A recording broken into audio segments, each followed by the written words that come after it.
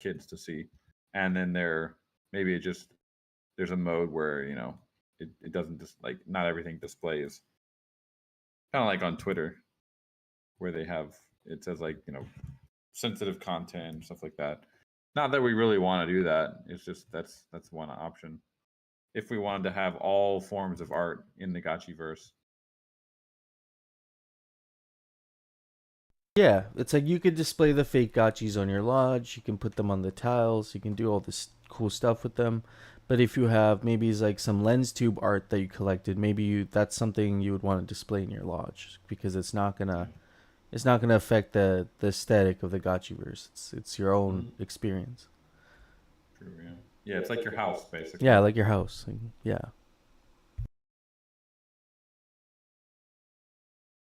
Yeah, I think that makes sense.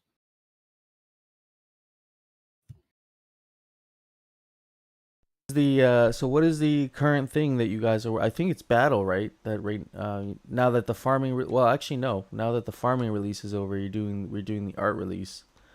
But Yeah. once that is out, then the next thing I think you were saying might be battle, right? Some sort of a arena or something like that.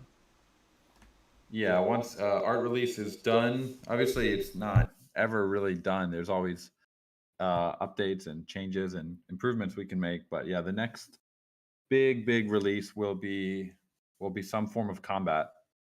That it's we're getting to the point now where the team has started working on kind of having an environment set up for it on the dev side. So uh, most of the team is still working on the NFT display release right now, though. So once that's done and it's kind of in more maintenance improvement mode, then we'll have a couple more team members start implementing some combat stuff. I think it's going to be a process, though. Like it's not something we really want to rush because it's like this is a very important milestone for Aavegotchis. We want to make sure, even if we don't get it right initially, there needs to be like enough testing with the community together that we do get it right and we're all happy with the results, because it's such an important thing to make sure we get right. Mikey J says combat release in October confirmed. Yeah, maybe not definitely not this October. NFT release, yes. All right, getting ready to put out a tweet here, friends. Give me 1 sec. If you guys want to go over to the Aavegotchi Twitter.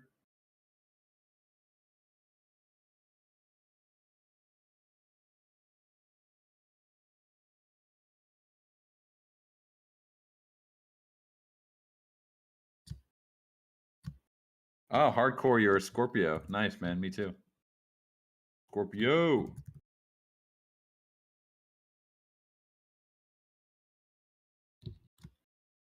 All right, friends, we got the new blog post out, one of a couple alphas that'll be dropped tonight. This is really just confirming all the winners and also the prizes that they're going to get. So pretty sweet.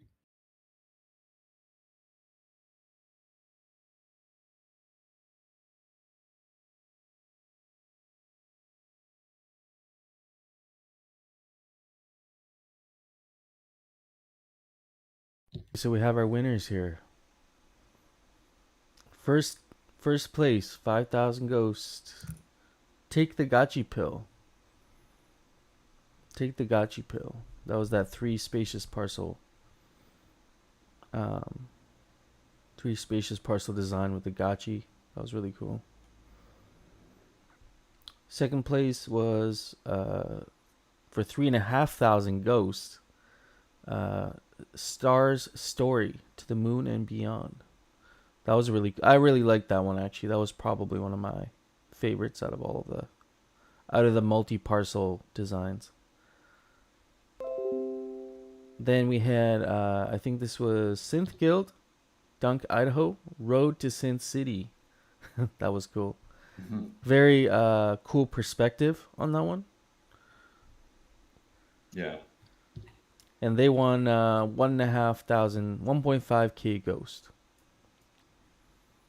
And then fourth, Grand Fountain by FaZe with his Nyan Gotchi. And that should be like an NFT. I feel like that could be a good fake Gotchi card. 9 Gotchi. Um, Oh, it's the Grand Fountain is the prize for that one. oh yes, the Grand Fountain. Yes, is the prize. Number 5 for fifth place, we got the Mythical Waffle Gnome, and this had I think it was some Dragon Ball Z characters involved as part of this display. Really cool. I'm curious to know how many alpha tiles he used to make this, because it seems like there's a whole lot of alpha that was used to create this design. And it'll be interesting to see what they put in their NFT display in the hat. That's going to be really cool to see that get populated. And so they won the Mythical Waffle Gnome. Very cool. That was Let's Go Bankless. That one almost didn't make it in because I think it was, I don't know, was it missed Yeah, or it I was don't really. added like right at the end, I think. Yeah. Mythical, sixth place from Slick Gotchi with Don't Sleep, and that was the one with the moon with the pajama hat and the Gotchi in the spaceship, and he is looking for the adjacent parcel owner to hit him up in DMs if you know what I'm talking about. That's for the Mythical GM Light. That's what he won.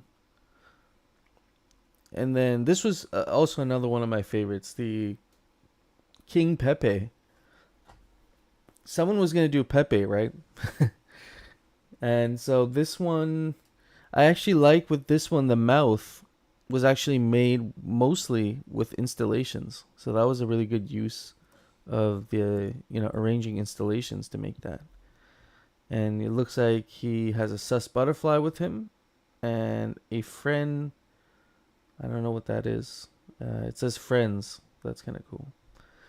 And that was C321 Johnny, and he won the Mythical Campfire. Then you have the for eighth place, FOMO Liquidator Swimming Through Alpha, and that was NFT Lock, and that was like that octopus looking. He used a lot of installations for the core of his design, but it really does work. So it looked good. Ninth place. Oh, and yeah, he won the legendary Waffle Gnome. Ninth place, the legendary lava lamp was again. Oh, did C321 Johnny win twice? Yeah, he got two Oh, dang. mopped up. Holy. Yeah, the second one is the Mosaic Liquidator with the installations being used as the brain of the Liquidator. That was cool. That was ninth place. So, yeah, Johnny's killing it. 10th place was first Aavegotchi with Forbidden Love. And that is, I think it tells the story about Gacciano and Liquidette, two Gotchiverse creatures that met during the first Gotchiverse War and bonded for life. See, now, I really do wonder what the offspring of what this would look like. Some sort of hybrid Gotchi Liquidator. And would this thing be allowed in the Citadel? I don't know. I don't know. Be a good fake Gachi card.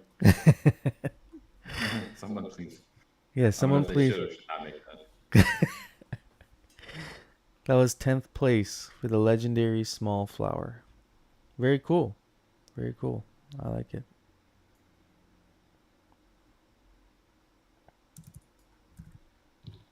Yeah, it was awesome contest. Really, we were just so blown away with all the designs and the creativity.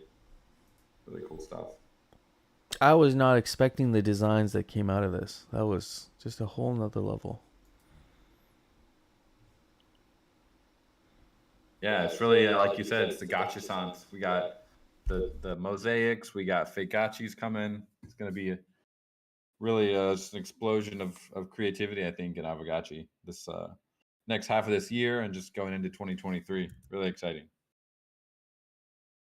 Yeah, and it's like I think games and like metaverses like this, they need to be populated with a lot of user generated content. Like that's what makes them like fun, like a place where you want to hang out and place where you want to be. And so it's really cool to see the all these things coming in, the fake gotchis, the mosaics. It's making the gotchiverse a more interesting place to hang out because you might want to just walk around just to go look at the fake gotchis on people's parcels, or you might want to go look at some mosaics. Like if we have a way of like flagging, it'd be cool to flag really interesting parcels, and so they would be almost a place people would visit, like a landmark. Um, Kind of like when you have a heritage home in like a big city, it gets marked with like a placard, and then that Yeah. plaque is there, so okay, this is a heritage home. People can come visit it. They can come check it out. And so if we have like some really like, I feel like John Gotchi's parcel would be one of these ones where you would have this like flag or plaque where maybe on the mini map you would actually be marked. You'd be able to see it like a kind of like a partner parcel, but not as not as large.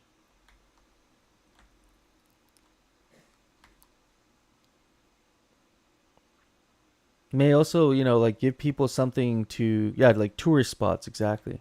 May also Yeah, give we're people. also gonna be able to check the traffic soon. That's gonna be coming as well very soon. We're actually gonna start like keeping track of the traffic to certain parcels. We could have like a leaderboard that shows the most heavily trafficked parcels in the Gotchiverse. That would be really fascinating to know, actually, especially as NFT displays come in and start things really start heating up. It'd be sweet to know that.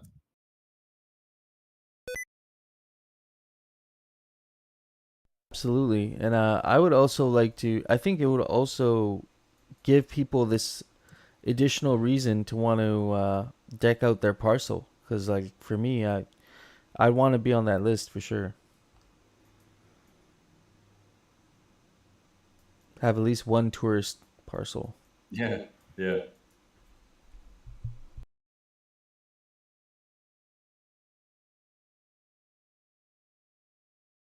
Anyone else want to come up and say hi, chat a little bit? How'd you Gotchi week go? See a lot of friends in the chat here. Big attendance this week. 125 Yeah. friends chilling. If you haven't been up in a while, just want to say hi. Be sweet. I see I see Nadil on the call.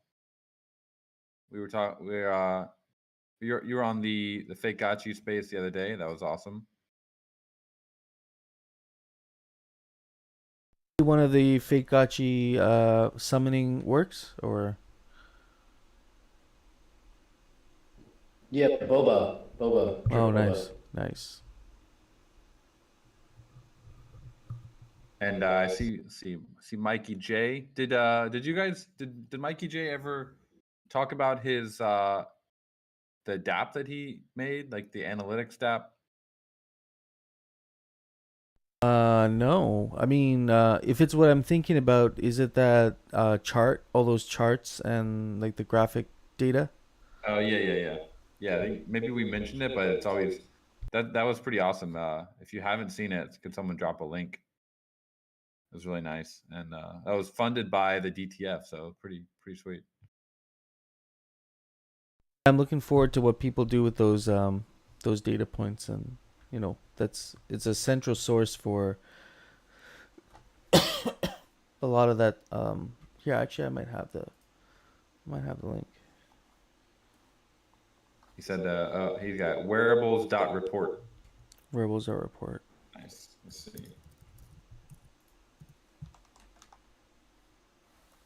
Loads very quickly too. Nice.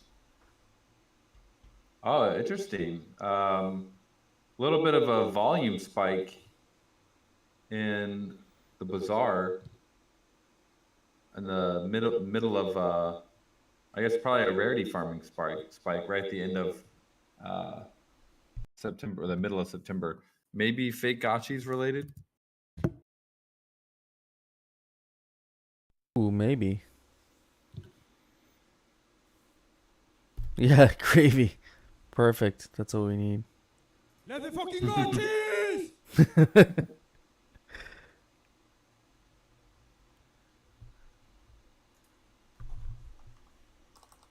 Yeah, it sounds so good coming from my speakers in my room. Just the full Yeah. blast Z-Bot just streaming.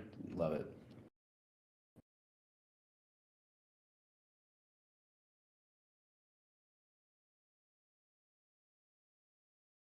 Yeah, it's a really cool report. I love just all the analytics that are possible with Aavegotchi. I feel like we've just scratched the surface. Need more builders, more analytics to really get a nice view of what's going on.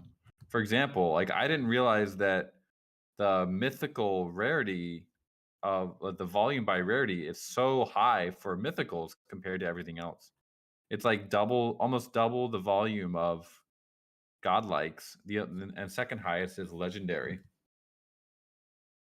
I figured like maybe commons and rares would be the highest, but it's really interesting. Mythical was almost 2 million ghost, I guess, in total volume. Dang. I'm looking at a breakdown of volume by wearable because he has volume by wearable also. And the top spot is the Signal headset at 178,000 ghost. So I think that's the amount of volume in value I guess traded in over that headset wearable. I guess that's what it is. Total volume units 22. So I guess that's 22 trades or it is interesting.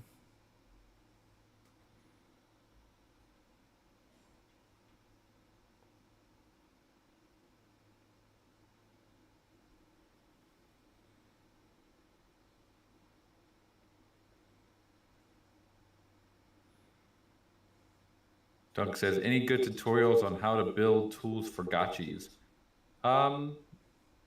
We do have some documentation on the subgraph recently added. If you go, I think it's docs.aavegotchi.com. But honestly, the best way is just to jump into the devs chat. And there are a bunch of tutorials and stuff that people have made. We have built templates, tools, and really just some basic knowledge of the subgraph and an analytical mindset. You can find a lot out with just those tools. Oh, there you go, Thrax. Got my UASF hat on. Very nice. That's a nice hat. That's one of my favorite hats. But we need a gotchi hat. We need a gotchi hat soon. Yeah, I heard we're gonna be getting some physicals here pretty soon.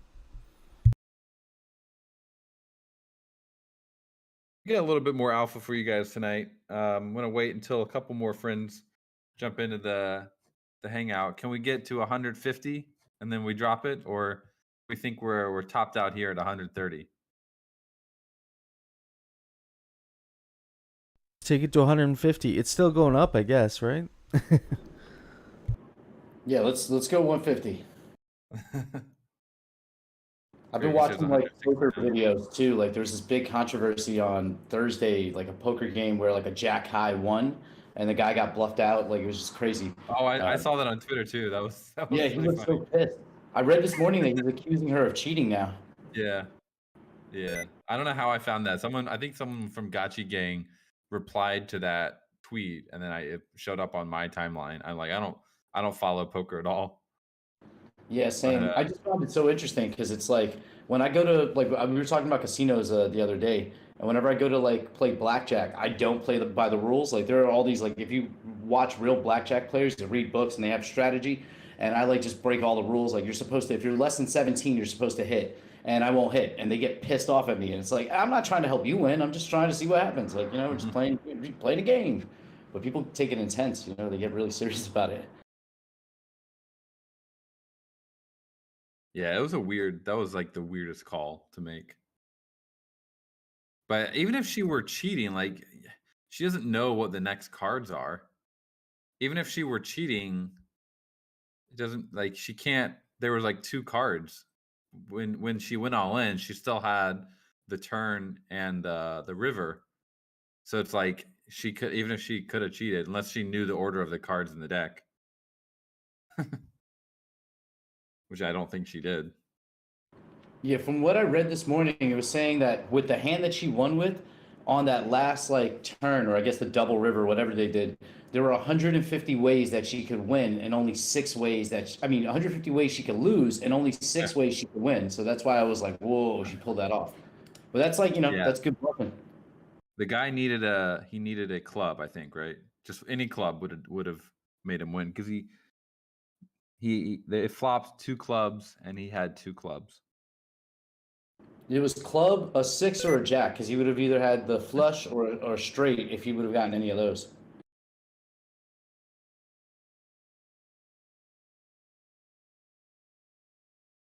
Yeah, we had Gotchi Mafia poker yesterday. I wasn't able to attend. I believe Gotchi Emperor won, which was surprising because he was in the District 420 in our Sounds of the Ghost server on GMI talking with us the whole time, and I didn't know he was actually playing poker at the same time and won the whole damn thing. So I was like, whoa, that's impressive. I tried playing poker with them and talking with Hefe, and I can't even keep up. So it was really cool to see that.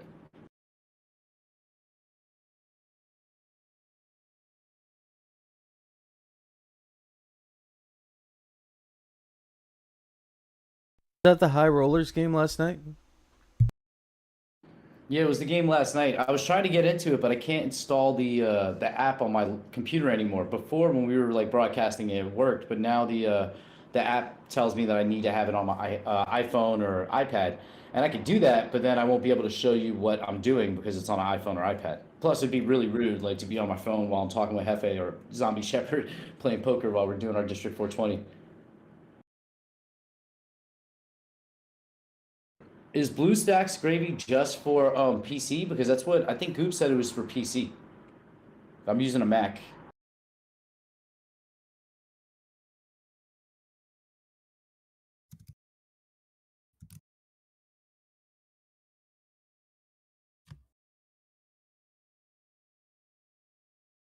That was the one thing. Just can't find any emulator for Mac that I trust. Like I was looking online and I was like, nope, I'm gonna get like this is how I get drained if I download anything from the internet just randomly to play this poker game. So I was like, I'm gonna figure it out. Maybe I'll just I'll jerry rig my iPad into my system somehow and get it like the screen on air. See, I got my regular computer for everything I do, and then I have the MacBook for just like if I'm doing like something I need to be focused on.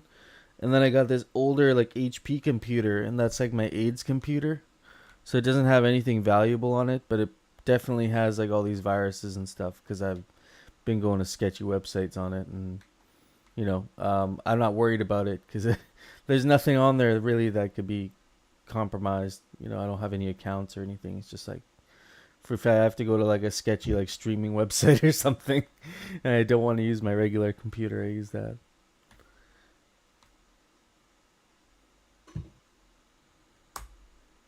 I guess that counts as internet safety, right? That's security in a way. Just a siloed AIDS computer.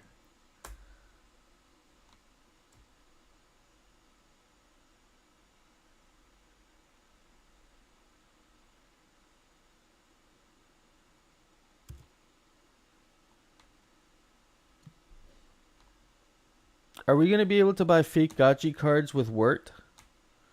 With the Wirt payment system? Is that going to be part of that too eventually, where we can just...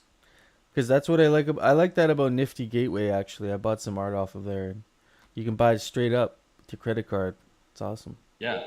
If once V2 is live, that's like one of the features of V2. It's got Word integration, so swipe that card, and anything in the bazaar you'll be able to buy with a credit card, including GBM. Oh, we're all gonna go broke. I'm gonna increase my credit limit to 20,000.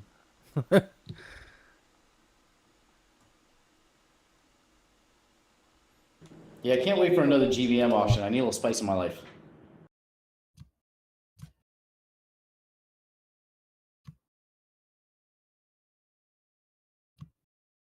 I love the GBMs, man. It's you got to prepare for that stuff. I remember it was like it was like a marathon with the land GBM.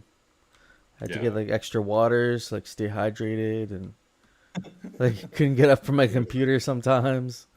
It was yeah, it was You know real. what's crazy is I've been talking to more people like my kickball teammates and some lady friend that I'm seeing now about all of this Aavegotchi stuff. And the one thing that they understood like better than everything was GBM. They instantly understood the utility when I was like, you can do this auction where it's bid to earn, bid to lose essentially. And because it's with crypto, you don't have to worry of a 2 to 5 day settlement period. This is why this works in this crypto sphere and how it, in the real world it wouldn't work with using fiat because of that settlement, and they were intrigued by that. I was like, yeah, it's really innovative. Like I could see this being the go-to like auction method once mass adoption happens.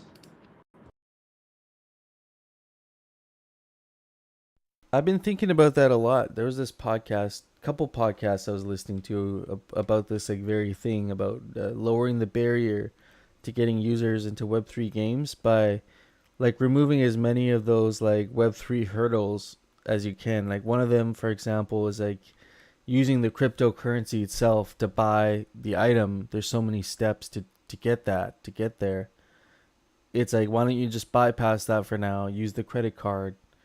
And now someone who maybe had been initially, they may have been intimidated by going to a DEX and doing a swap and getting Ghost and then transferring it over and potentially risk losing it in the process or doing something they're not supposed to the first time around. So they can just buy with credit card and that's it, and then you can learn all that other stuff over time. But if we can't get that initial buy-in, then it's kind of hard to get them in the ecosystem to learn more and like be more involved.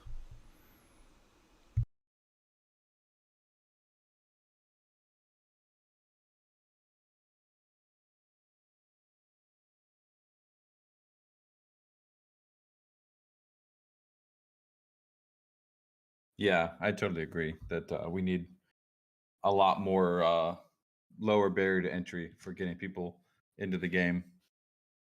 Just getting the foot in the door at this point is still pretty difficult.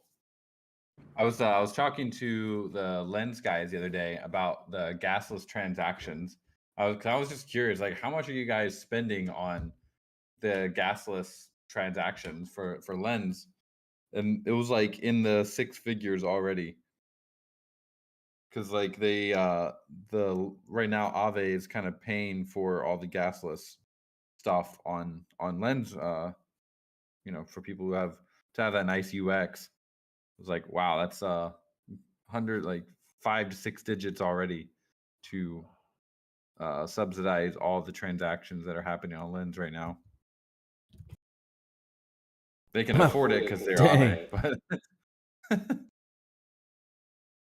Jeez, man, but that's crazy. like imagine if all the transactions on Aavegotchi were subsidized, like that would be a lot of, just even if the DAO or Pixelcraft or we got like various subsidies and grants and stuff, you go through that pretty quickly. You'd be like burning millions of dollars every year just in gas.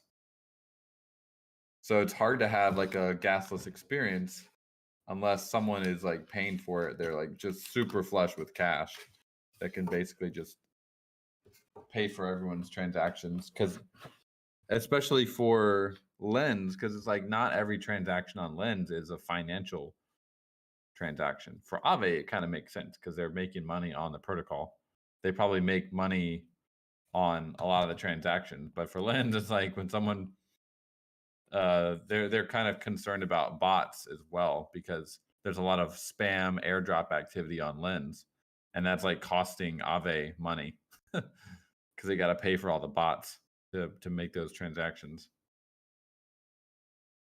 I wonder if they're gonna have to look into some other Polygon ecosystem, like Polygon tool. They have like ZK rollups that'll be coming. Then there's like supernets. Maybe they could have their own supernet. I wonder if that would bring down their gas costs. Being on their own, just on their own chain.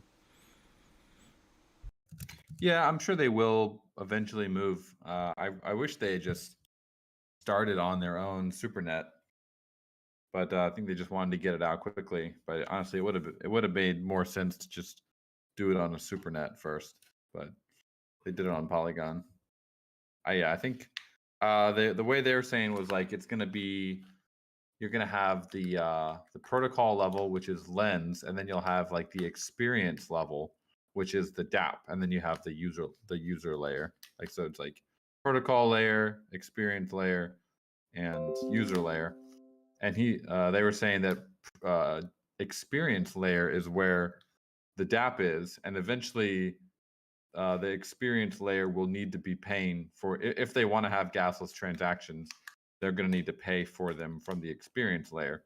So they basically have to find a business model that would subsidize all that activity, which is a pretty interesting. It's like, as a social network, if you want to have a nice experience for people, that you'd have to tell the users basically you need to pay to use this social network to like, because we're gonna pay for your gas for you. I don't know if it'd be like a monthly payment or something, or maybe they can make money through ad revenue. But it's a tricky problem. Yeah, I wonder if SBTs, soulbound tokens, could be used as a way to buy into this sort of membership you're mentioning. Where you buy a soulbound token, and then that guarantees your operation access to the platform for like 6 months, and maybe the soulbound tokens like $30 or whatever, and that would pay for some of your Matic footprint. And then if everyone's buying these soulbound tokens, it would cover their kind of Matic footprint for that period of time. It'd be attached to that Lens profile. Yeah, like I'm sure there's something that could be done with that. It's like paying upfront for your usage of the network. Also, this idea of the NFT art, right? Like, if this soulbound token was actually a collectible piece of art, now you're actually collecting the tokens. Like, you actually want this token besides the membership utility. It might be something people might actually want, Mm-hmm. That could be one way, maybe. I don't know. I'm sure they're thinking really hard on it. Like, we could do the same thing with Aavegotchi. We could say, pay a certain amount up front, because all it really is you're filling up the tank on like Biconomy or one of these like Web3 relayers.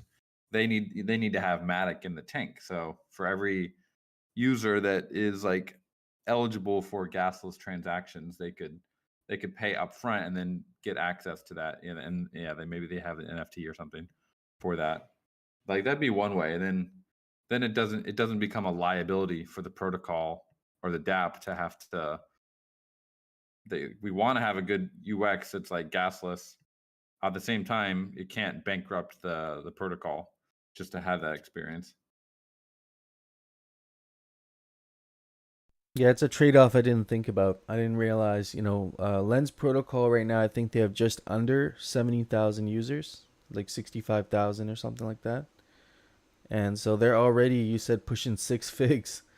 That's crazy on gas. Yeah.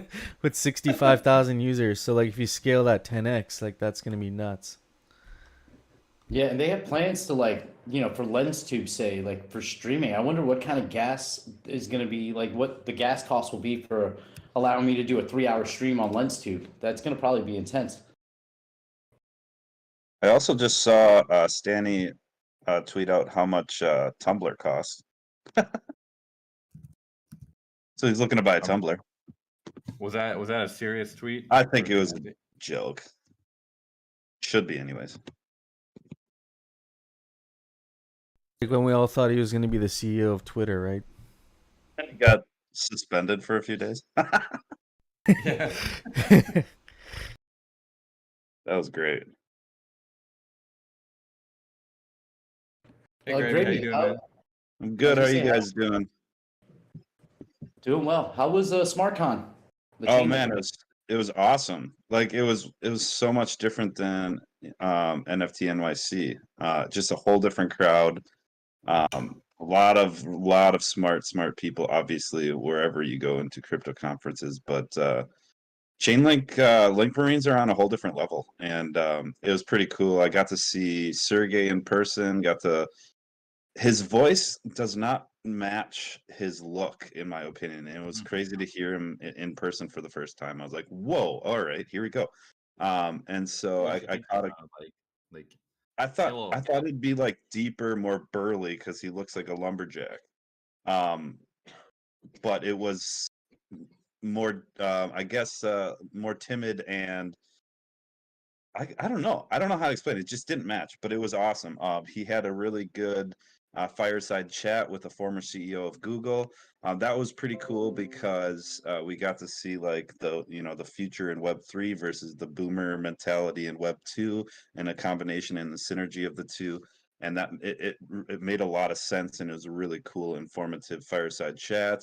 And I got to see a bunch of different other panels and discussions, and I actually participated in one on behalf of Pixelcraft Studios and Aavegotchi also. So it was a really cool experience. I was there by myself this time, so I got to go and do every single thing on my schedule. So I was super pumped about that, including meeting some people, going to a rooftop party, and all that good stuff. So.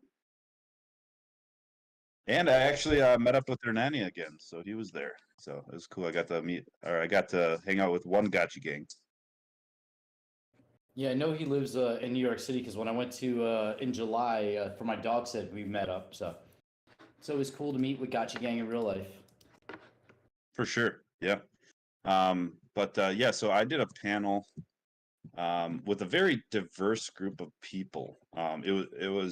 I was the only person that was representing like NFT gaming, but I had like a business development manager, head of blockchain, Binance Labs investor. I don't know what that title was, and head of growth of like Swell Network. So it was super diverse panel. It was Web3 to Web2 concepts to reality. What is the crossover between Web 2 and Web 3? Is Web 3 really greater than Web 2, and why? So I got to kind of go over all of that, and of course I went full blast, all about Aavegotchi and what we're building and how we're embracing Web 3, and not looking for the easy traditional routes that NFT games can take. But it was a pretty cool conversation. I ended up talking a lot more than other people, so I don't know if that was fair or not, but it was just exciting to just explain and share what we're doing and how it correlates to the Web 2 to Web 3 movement, and just how we're embracing it fully, running headfirst into it when there are Web 2 solutions in some scenarios that you don't necessarily need in Web 3, but I love the fact that we are like just 100% engulfed in the Web 3 space, and doing everything Web 3 that we possibly can. Yeah, we always dominate the panels whenever anyone from Gotchi goes on a panel. I got off the stage and I was like, I'm pretty sure they liked that I was talking, because I couldn't tell if they were just mediocre or they were scared out of their just scared to death to be up there. I'm not sure, but it was like, I'll take that answer. Oh, I'll take that answer. And just keep talking or piggybacking off other people's answers. It's just a good conversation. But no, we don't have a live record or a recording of that yet. I was told that it would be up within like the next week, but of course they have like Sergey's talk and the more important people, quote unquote, uploaded right now. So once I do find that, I'll share it. I think that was actually one of the few parts of SmartCon I didn't get to see, so I'm hoping I can catch up on that conversation. Yeah, Sounds interesting. if you just Google search SmartCon 2022, I believe they have like obviously the keynotes, and Sergey with the CEO. I can't remember his name, the former Eric CEO Schmidt. of Google. There it is. Yeah, I think that's one of the first videos you can come up with, and it's pretty funny. I did see a video going out through Twitter how Sergey was talking about not killing anyone yet, and somebody did splice a couple of comments together that was inaccurate, but that's crypto Twitter for you. Yeah, actually, I thought one of the most interesting segments of that event was the conversation, the panel Sergey did with the what is it, the one of the leaders of Swift, and then he also had the Bank of New York Mellon and like another banking exec there on stage, and they're all talking about DeFi, and it was funny to see the back and forth kind of pushback between, Sergey being like, we're welcoming you to Web3, and, welcome to DeFi and all this stuff. And you could see the other guys kind of like trying to be polite about it, but they didn't really want to buy into it. But they're like, we have to be here. It was like, at the end there, they were like, oh yeah, I think we need to regulate DeFi. They're very much for like, let's regulate the shit out of it, and then we can make it DeFi. And then Sergey being like, that's not DeFi, but welcome to DeFi. Yeah, it was you could definitely hear like the boomer moments. I mean, there's a lot of good information regardless from the Web2 space, and a lot like decades of experience, and they do make a point where Web2 and Web3 will coexist in the future. It doesn't, everything doesn't need a Web3 solution. In order to get mass adoption, we're going to have to make things simple. Like Web3 currently isn't as simple as it could be. And so I think a combination of a synergy of the two is what's going to spark the mass movement. But then you'll have like projects like ourselves, where it's like, we're Web3. This is our identity. We're going Web3, and then obviously we will attract that type of individual, whether it's an investor, gamer, or enthusiast of some sort. See, that's It's it. interesting because we were talking about this yesterday, talking about adoption, and we were talking about like what really changed between 2017 and 2020, where we saw the market pump, and it's like we were saying, oh, innovation is going to, drive the next bull market and the mass adoption, and then when we look back kind of at like this last bull run, it was like the stuff that was around in 2017, 2018 kind of just repumped like NFTs and Bitcoin. Did that really get the pump because it was, stimmy checks definitely did it, Miguel Sanchez. But I was wondering, is it also like, was that adoption because of corporate treasuries taking on Bitcoin, or, the potential for ETFs? Or is it going to be like, will it have to be innovation that comes out in that next cycle that gets people on board into Web3? Yeah, actually, Penske is kind of hitting on what I was going to say. Like, you got to remember that 2017, there was a lot of like well thought out like PDFs and paper promises. And now we have a lot more building and innovation that actually people can use. So I think it's a combination of actually making something, and not things being built on promises, or speculated on promises, I should say. And a combination of some major players in retail, or like we're talking Adidas, Tiffany's, all these mainstream companies starting to get involved. So I think that has a lot to do with it also. What do you think is going to be, And Elon Musk tweeting about Dogecoin. Definitely, and Elon and stuff, and like having Elon add Bitcoin to his and like Robinhood supporting Dogecoin. Yeah, for sure. So I think that was an important point there. I think the entry point for a lot of normie users during the last bull run was Robinhood, and the more Web2 trading platforms adopting crypto as part of their platform. That was the main entry point. Now, for this next, the next phase of the market cycle, what do you guys think, in your opinion, will be the kind of main entry point for the normie user? Because I don't think it's going to be necessarily Robinhood or Coinbase. I think there may be other avenues. Like, for example, I guess what I'm alluding to is maybe GameFi could be another entry point for the normie user to get into crypto. Yeah. That was actually like exactly one of the questions that was on my panel. And I was like, I'll take that because I'm representing. I'm like, I'm not trying to be biased here or anything, but I think GameFi and NFT gaming is going to help spark the next the next wave of people, especially traditional gamers or normal people that just want to have fun, because there's a difference between like digging through white papers, light papers, and all that boring stuff. That doesn't, there's visual learners, and then there's learners from that like to read. But we're putting, Aavegotchi itself is DeFi times NFT, and we're teaching people the education barrier and the learning curve just in DeFi itself is very difficult for the normal person. So we're putting it in a gamified way that makes it more enjoyable to learn how DeFi works. Sometimes people don't even realize that they're learning how DeFi works if they're playing something like Aavegotchi. So like making it easier and more enjoyable and having more satisfaction in learning how these things work, I think is really going to help spark that next wave, that next movement of getting some more normal or even just the traditional gamer to accept Web3 gaming.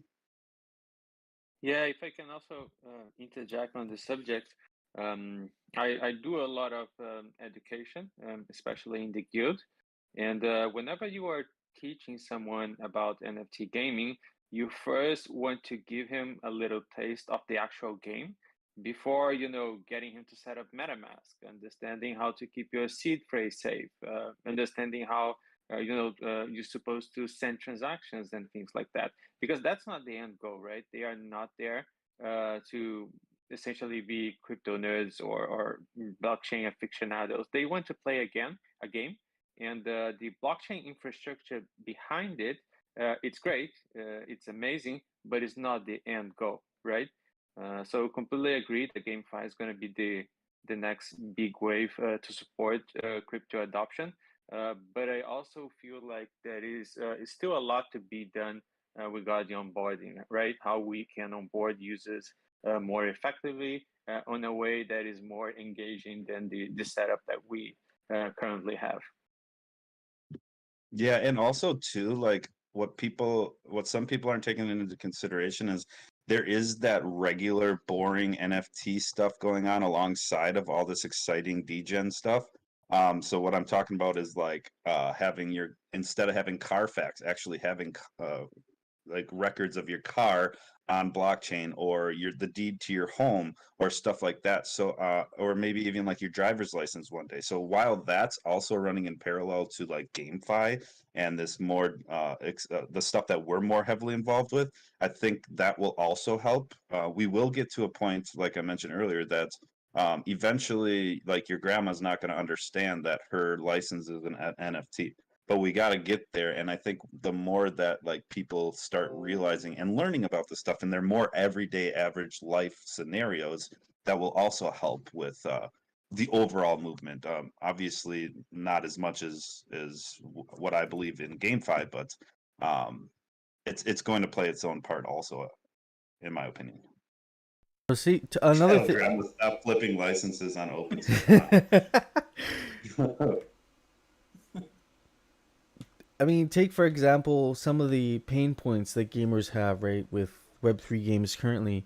One of this is this idea of play to earn. Some of them don't like that idea of playing to earn because they really value the playing experience more than the ability to earn in these current games, the Web2 games. You can't earn in these games, and so I don't know if that's some cynicism there amongst like traditional Web2 gamers. Or I'm not really sure, but I think that would be one of the pain points to get over, is to address this idea of play to earn, because I think a game primarily should be fun first, and if you can earn in the game, even better. But I don't think the earning part should be be the first priority, because that's not going to attract that the group of gamers that genuinely enjoys the gaming experience. Like a game, you can play to earn, but the game also has to be really fun. If it's not fun, then what are we playing this for then, right? Then we're just... Well, that's 100%, accurate. If you take into consideration that some of the biggest traditional games cost $60 and you can play it hours upon hours upon hours, and that's satisfying, that's like that's what you do. Obviously, there's going to be a little bit of resentment towards building games that they feel that they have to be in there, and the only thing that they can be doing is trying to earn versus playing and earning. Codersan's already said P2E is already dead, in the fact that it's in order for games to succeed, it's got to be equally, if not more exciting than the traditional games, for people to be playing and realizing that they can also, make a little bit of return on their investment while playing it, and not have a huge barrier cost to enter the game, and all these hurdles, educational cost barrier, all that stuff, which we're tackling with not only Gotchi Lending, but also now the Observer. So much like testing a car before you buy it from the lot, we'll have the observers. They'll be able to come in and be like, hey, this is something I'm interested in. Let's figure it out from there, whether they go and rent or borrow a Gotchi or they purchase one. So yeah, there are still going to be barriers of entry, and ultimately the game has to be as fun, if not more fun, than something that you could buy for $60 and spend your entire life on. Yeah, to add on that, putting myself in the shoes of Web2 gamers coming to Web3, let's say you are a traditional Web2 gamer and you play traditional, World of Warcraft, League of Legends, games like that. And then you jump into Web3 games, and what you have is Axie Infinity, a very, very simple game. Aavegotchi, it's very cool, but from a game perspective, it's not super complex. So I think that generates a little bit of a what is the word? Skepticism from gamers that are coming to the Web3 space. So we really need to see, good games come out. What people say AAA, what people call AAA games, right? Star Atlas, Guild of Guardians, all those big studios that are building big, amazing experiences. I'm actually a little skeptical of some of those because there is a lot of money raising before the actual game or anything being delivered. But I really hope that they deliver on those promises, because I think will help bridge the gap between those skeptical Web2 gamers that are not ready to come into the space. Quick intermission here, friends. I do see that we did not reach 150, and people are leaving, so I'm gonna drop this alpha anyway. This is a big one, and while you guys are all here, I want to make sure that enough people see this, but we'll also make an announcement for it. So head over to the announcements channel, and we're gonna drop this alpha right now.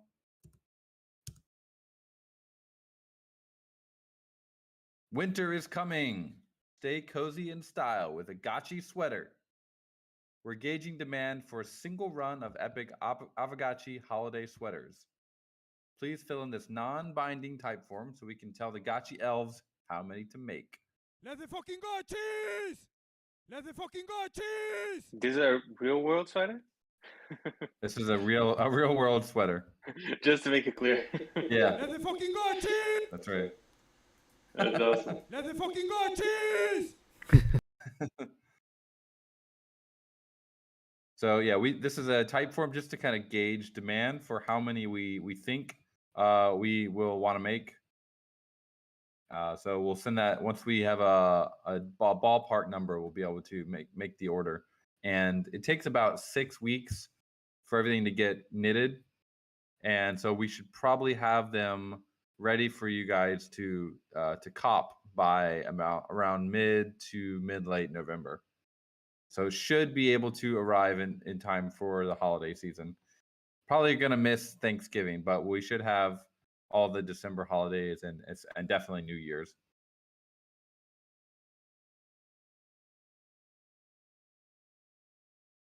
I didn't see the type form drop in the chat. Is that weekly Hangout?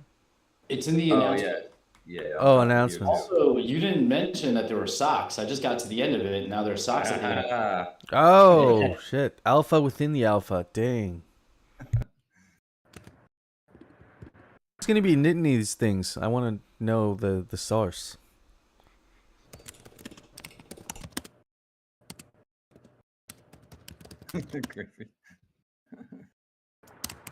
Gotchi grandmas, I'm sure. Yeah, I would love if you guys did like maybe those one size fit all gloves, like think NFL style, but like winter gloves, kind of same style as the knit, but like with an Aavegotchi on each hand, that would be really dope.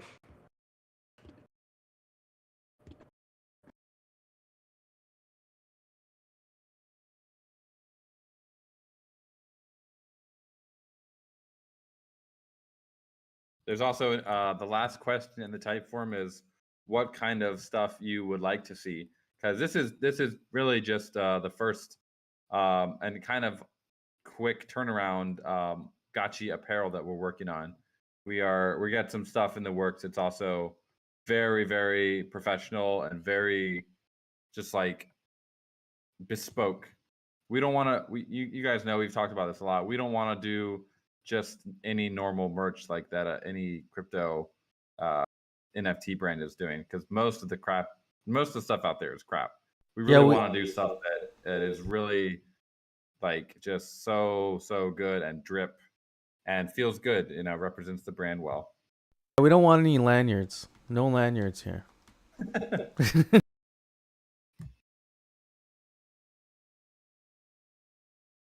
Thought the Aavegotchi poncho would be really cool, but this sweater actually comes pretty close to that. So maybe a matching hoodie for this, a matching like hood for the sweater. I don't know. I said I'd pretty much buy anything with a Gotchi logo on it, so I'm screwed. Literally anything. Yeah, it gets weird. Could be a good source of fiat for you guys, because I know Pixelcraft is wanting fiat to keep funding operations, and growing the team. So maybe this merch line could be really good for that. Yeah, we view this as a way, like, to start getting people in real life to like become familiar with the brand, and maybe they just want to wear the gotchi clothes because they like the brand, like they like the look of the gotchi. They might not know anything about the gotchi verse or like the deeper lore, but they're just like, oh, it's cute. I want that.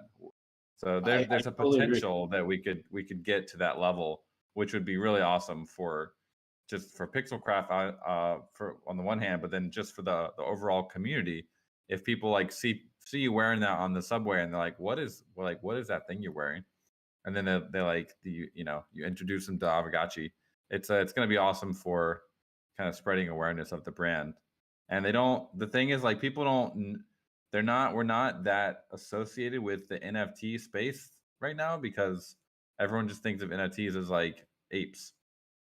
So there'll be like that. There's a cool opportunity that we have to like reintroduce people to NFTs. They're like, what are you wearing? Like, what is that little ghost? And you can be like, oh, it's an Aavegotchi. And we have another too. Yeah, it's like another opportunity. This is all facts, because last night I wore I have a Aavegotchi shirt that I got from the first NFT NYC where I met Zbot, and that shirt, it has all the different gotchis on it, like a whole bunch of godlikes and stuff like that.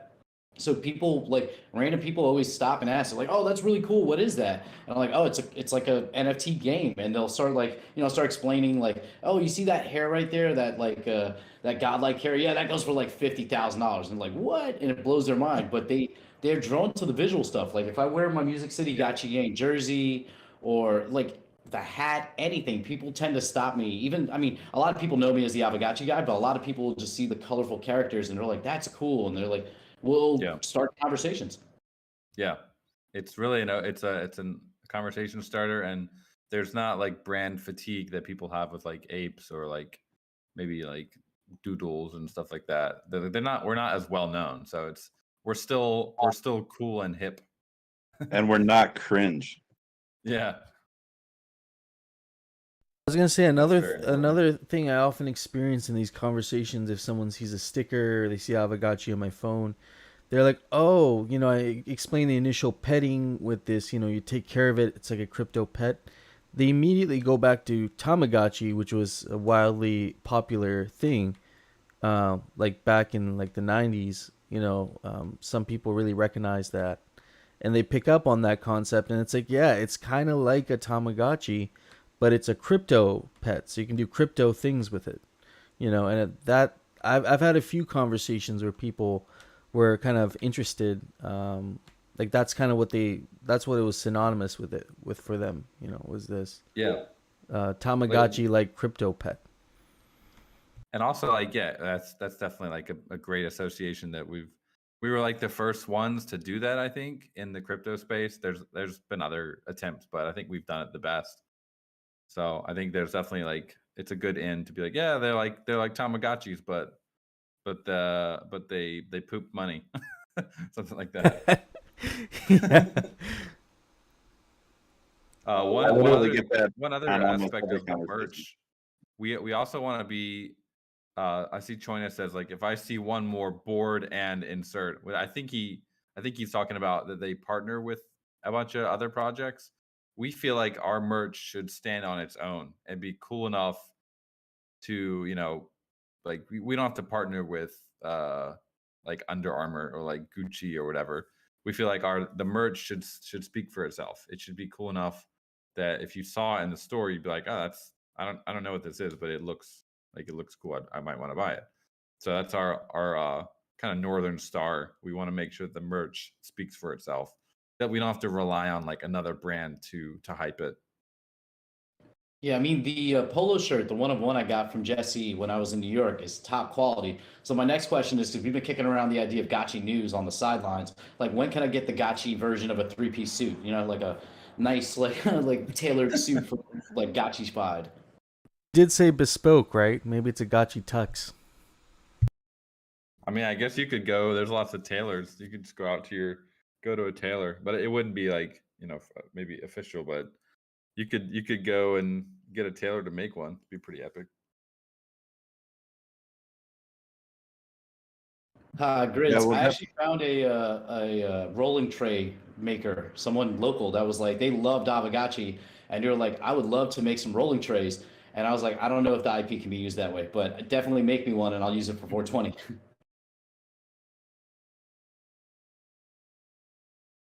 I mean, what are your guys' stance? I know Jesse has talked about IP before, but if someone did want to do, for example, a Gotchi themed rolling tray that Pixelcraft I don't think would sell, but what if Gotchi Gang wanted to create something like this to sell amongst, the Gotchi Gang for people who wanted to buy that? What would be the sort of IP agreement or, guidelines for that sort of thing? Yeah. Well, for any like if you want to do do a kind of a business around Aavegotchi and the brand, just reach out to us because we're I get especially at this stage like we're pretty liberal and want to work with the community. If you have an idea and you have like a go to market strategy, I think that'd be pretty cool. For like drug paraphernalia, like stuff like that. I don't know. We I know we have obviously a lot of community members that like smoke and stuff. So and I do. So but as a brand, like I don't know if we want that association to be the first thing that people or like one thing that people would think about when they see Aavegotchis. So That's fair. we probably would we probably would be like, maybe use a Waffle instead or something. I like that. I also just want to say, one of us, one of us. I knew it. I totally hear you on that. We want to make sure we got the right image, but like for example, if I wanted to make 5 of these rolling trays and distribute them to my friends, but maybe not market it to Gotchi Gang, like would that be okay? Yeah. I mean, if you want to make like your own kind of non-commercial kind of stuff that you just want to give to people, like that's totally fine. We have no problem with that. Yeah, because I was thinking of doing that with the rolling trays, commission like 10 of them, and then do a NFT or something giveaway. Do some raffle, whatever, and then actually send out the physicals to the winners. An interesting NFT that I just got was one of the fake rares that I just got recently called Fake Wax. And you hold this Fake Wax NFT, but we also all got airdropped a Fake Wax .redeem token. And then you burn this redeem token and you actually get the physical record sent to your house with all the fake rare soundtracks that have been created for Series 4. So it was like this really cool kind of way to be like, yeah, you have the NFT, but for people who bought the NFT, they get this redeem token that they can you know, they burn the token, submit a form, and then they can receive the physical. So maybe that could be one way to kind of reward people, you know, with physical items through fake gotchis. That would be kind of cool.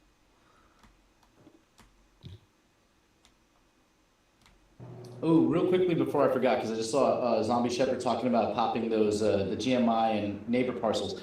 Check your hidden wallets. If you were in the Artist Summit auction, a lot of pieces went out sometime this week. They were in my hidden folder, but I got all of them. So if you're waiting on some of that dope art, it's in your wallet most likely. Just give it a check. And shout out to the team from GMI who made it all happen. Yeah, thanks, man. Appreciate that. That was a lot of work. But I enjoyed it. You know, I enjoy it, so it's all good. But yeah, keep an eye out for those NFTs. They should be in your hidden, like you said.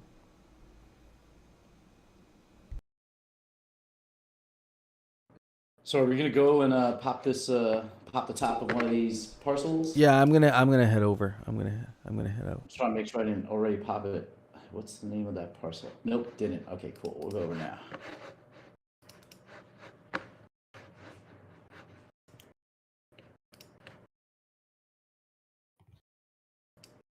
Gonna drop the type form again here, just in case anyone missed it. If you guys like, obviously a lot of people are not on this call, and it is in the announcement, so hopefully most people will see it. But if you guys have any Gotcha Gang friends that maybe aren't following things as closely, it'd be great if you could like just give them a poke, let them know about the sweater, because if we're gonna be wrapping up the kind of the number ballpark number that we want probably this week, and then shit getting them started to be made. So I think it's an awesome sweater. I love this sweater. I can't wait to wear it. It's very loud, as is everything with Aavegotchi. And there's a lot of fun little Easter eggs in it. Will it just be the white and purple, or will you add like a black variation to it? This one's just gonna be the white and purple one. All right, I'm gonna have to order two because I'm a mess with white at least. I mean, there's only the Aavegotchi is like the white, and then like the pattern is kind of white. It would be kind of cool to have a dark mode, but not for this one probably. Drax says need one to flip as well. True.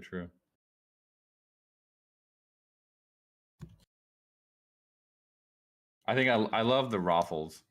That's my favorite. I think when we were doing those, like it reminds me of like a dog where you put like a Santa hat on it. It's got that great, like, really, you put this dumb hat on me. The Waffle almost has as much personality as the Gotchi, in my opinion. Yeah. It's got some attitude, especially with the hat on it. It's got some serious tude. Oh yeah, he's never impressed. It just always looks unimpressed. I just popped a level 1 above GMI, so it's gonna rain some Alchemica. We got a nice stream raining here in District 12 if you wanna join us.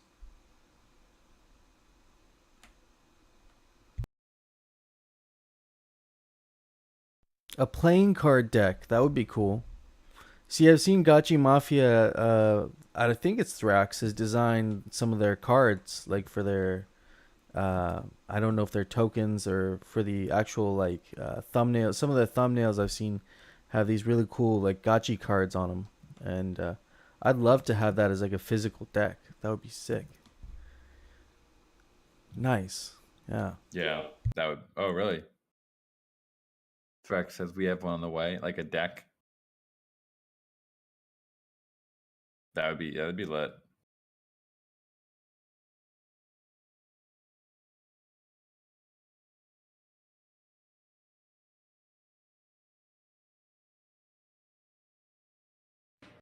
Maury, I like that. I would also want to be one of the jokers. I'd take being a joker, like one of the extra cards in the deck that you don't use.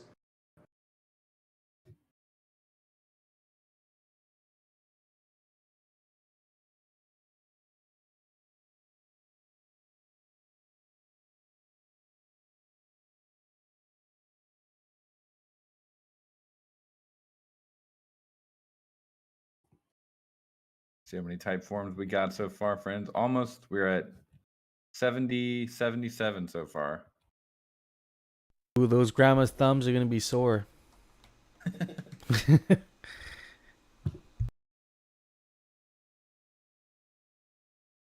Are these sweaters gonna be like itchy? Because I know typically these sweaters can, the ugly sweaters are usually itchy, right? That's like a part of the sweater.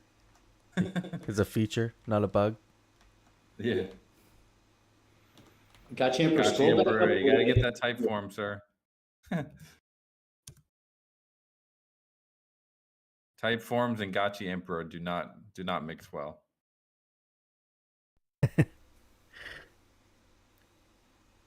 Yeah, I gotta remember now to. I keep filling out type forms. This one didn't have it, but you have to put in your address, and I keep putting in my hot wallet address where the gotchis no longer reside. So I'm like, I'm probably missing all this XP. I gotta remember to put the vault address instead.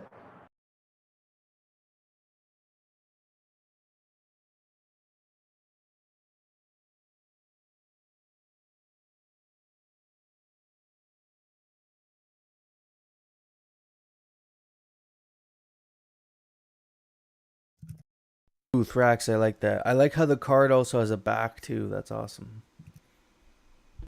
Yeah, that looks dope. I like that.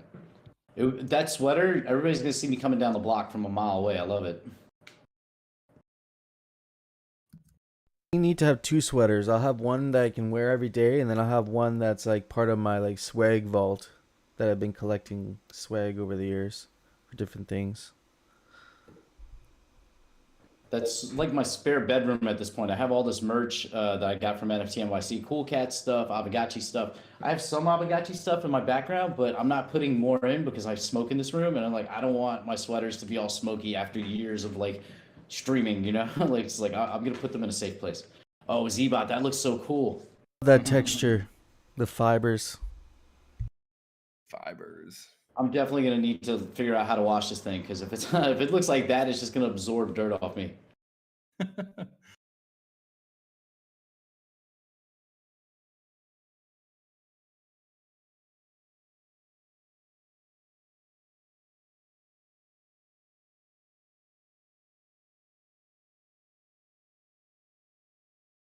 That detail though, that's crazy. That's some next level knitting, man. Hardcore does make a good point. I could try washing myself before I put it on, but the things that I do after are pretty much going to destroy it. I'll have to like sit in a bubble to make sure it doesn't get dirty. That's why I don't wear white sneakers. Every time I buy a pair of white sneakers or a white shirt, it's like one or two wearings in, something catastrophic happens. I like fall or some stupid shit, and the shirt's just like messed.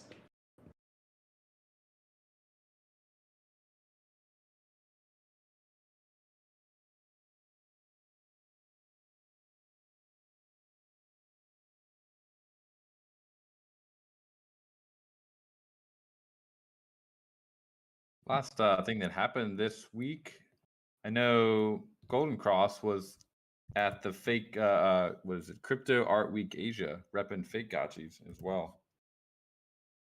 Were the fake gotchis actually part of an art gallery, or during this crypto art week, were they actually some of the entrants were they displayed for people to look at? I don't think they were displayed yet because they're not live, but there was an Aavegotchi.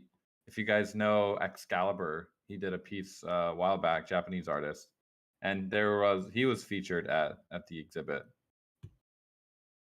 Yeah, I think Excalibur, it might be the name of the artist, but I thought that it was where that art came from was actually it's like a collective. It's like a group of like these artists. I've been talking to them because I'm hoping they can do a fake gotchi card with us. And yeah, I was really impressed by that piece actually. I think Ayahuasca owns it. Nice. I remember, yeah, he was introduced like I think it was Kakusho. Yeah, I'm looking at our chat here. He introduced Excalibur to me, and we looked at his stuff like, oh man, this guy's dope. He did some really cool pieces. And I think he's pretty excited about Aavegotchi. Like he really likes the community and the art and the style. So he's been doing. I know he's preparing like a fake gotchi piece. Oh man, that's gonna be dope. I'm really looking forward to that. I don't know if I'm gonna have very much liquidity in the next couple months after this. Gonna be like setting up my dope like art galleries in the verse. The crafting of the NFT displays, will that be released at the same time as the fake gotchis art is available? We were looking at the recipes on our GMI call yesterday, just kind of talking about it. Yeah, I mean, our goal is to have pretty much everything go live at the same time. It's pretty lofty goal, but we'll see how next week goes. There's a lot of moving parts, but good news is everything is moving along very nicely. Jesse had mentioned the Alchemica drops, like these little finger foods at the party. Is that going to be also part of this first release? No, that's gonna come. Oh, that's a later. Okay. We're laying the groundwork for that now.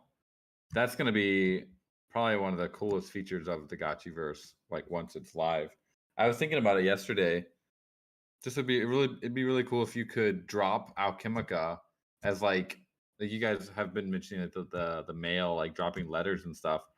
That could be cool, but also basically dropping Alchemica somewhere in the verse and like specifying which person or like which address needs to sign for it to be able to open it. So like if I knew your address, I could say, okay, I want only Hefe to be able to open this little like mail or whatever, and then there could be Alchemica in there too, or anyone can open it. It could be like in China they have like the Hongbao. It's like a little red envelope and it's got money in it.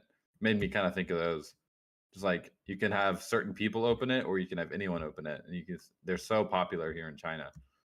So it'd be cool if you could just like drop money around in the Gotchiverse and like specify who can pick it up, or anyone can pick it up.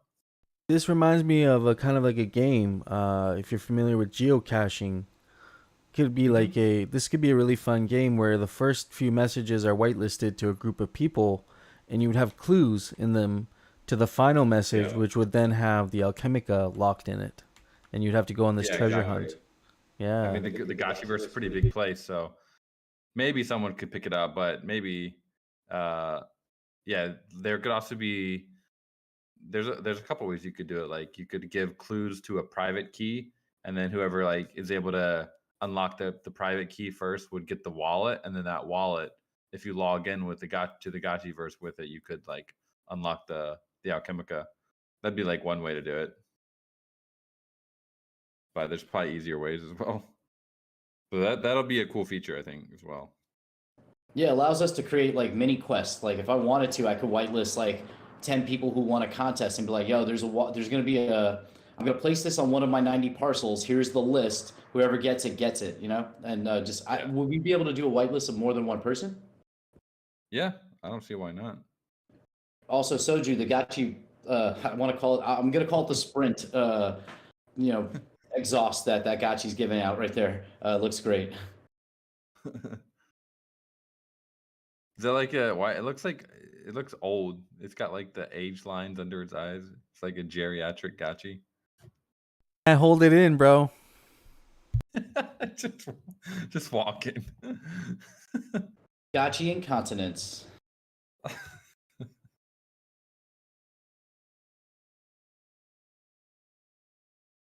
So yeah, that kind of feature is definitely planned, and I think will open up a lot of opportunities for people in the verse. There's just so many things in the pipeline that are coming that is going to make the Gotchiverse like a very dynamic metaverse to play in. And then we're going to have combat. There's going to be all sorts of wildness happening. The combat's going to be nuts. I hope the audience can be involved in some way. I know Jesse was talking about that. It sounded really interesting.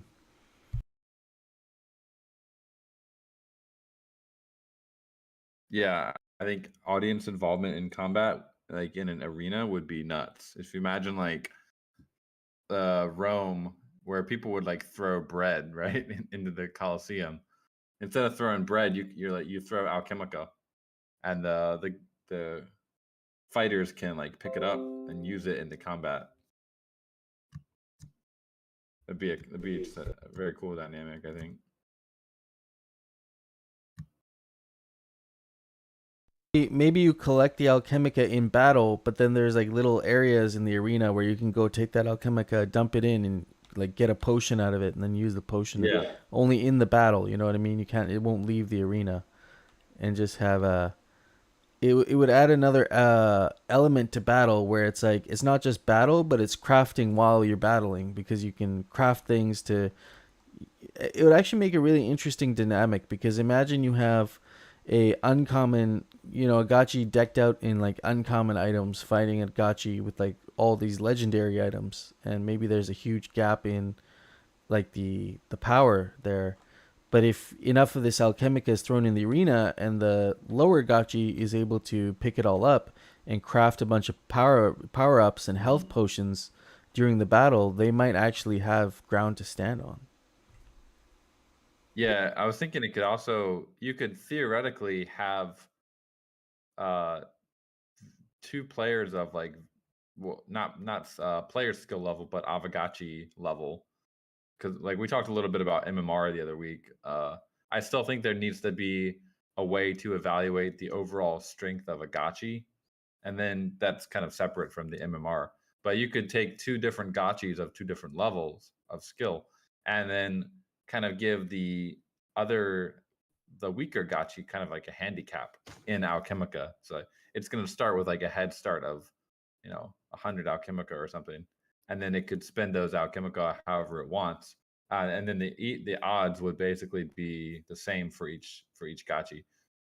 So it's kind of like reminded me of like Go, where you give your opponent extra stones if they're like a lower rank than you, to kind of balance it out.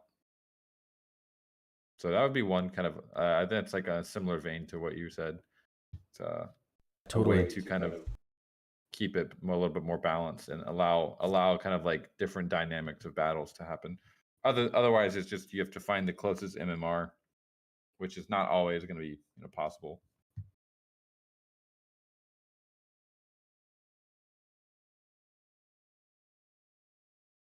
Yeah, totally. The matching is going to be important, for people to have a great time while they're battling these gachis. It's going to have to be like close enough that those people aren't feeling like they're getting wrecked every round. Yep.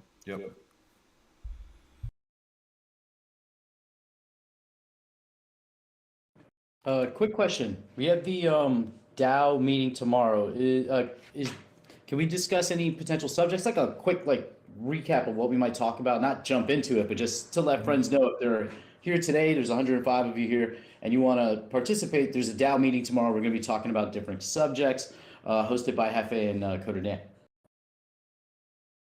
Absolutely, we can talk about our conversation. Well, maybe we'll start with last weekend. We talked about the bonding curve, and Moon had a really great. If there are recordings around, Moon had a really great, 1 hour kind of talk on the bonding curve, put together his ideas around it. We need to come up with a contingency plan as a DAO, on what to do with this bonding curve if there are any die risks in the future. So that is kind of what the conversation was mostly about, but also to talk on the bonding curve in general. How does it serve Aavegotchi? How does it serve the community? What are the effects of turning it off? Positive and negative. He goes into all of that. So I think that recording's up on Zombie Shepherds and yours, right? No Future? Yeah, I put it up on LensTube. It's on YouTube, just like a cut up of just most of what Moon said, but the full conversations are recorded in a few different streams from us. Yeah.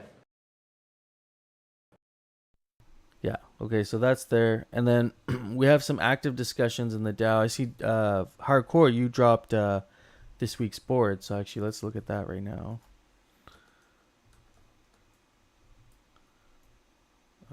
Right here. Give people an intro. These meetings are a little bit of a different format than the Hangout. For those of you who have never been to the DAO meetings, they're It's usually myself and Coder Dan up on stage, and if you do have something to present, or you have an idea that you want to maybe share that you can't really put out in the main chat, that's one of the few reasons we get friends on stage.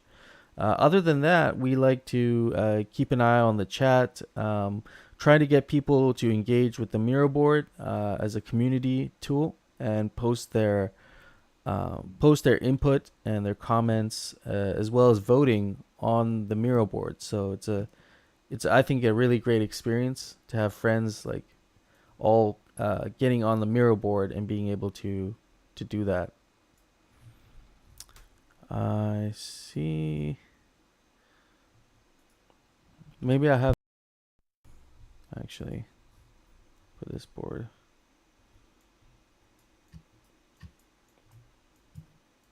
It might not be made yet. That's okay. But we will have a Miro board. There's some active discussions going on in the DAO. Dr. Wagme's post on requesting Alchemica and 30 DAO parcels for the DTF to possibly use as contributor compensation. In-game Alchemica sync suggestions. That's been a very active post, so we could cover that. Yeah. Keep an eye on the board. I guess that's my 2 cents. Oh, here it is. Okay, sorry. That was the wrong. I was clicking the wrong link. New wearable set initial voting. Oh shit, sorry, I'm not sharing this.